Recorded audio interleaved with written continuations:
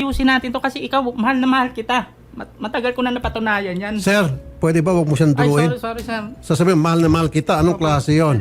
Dito pa lang sir, nakikita ko na hindi mo siya mahal. Meron ba yung mahal na mahal Sir, kita? mali lang yung ano ko na. Maski na sir, kasi yung automatic na lumalabas sa sarili natin, reaction natin, that defines who we are. That defines our character. Right now, I can see not a good character coming out from you. Mahiyahiya naman kayo sa balat nyo, especially kung kayo may mga pamilyadong tao na, di ba, pag pinalayas ka ng nanay nyo, layas!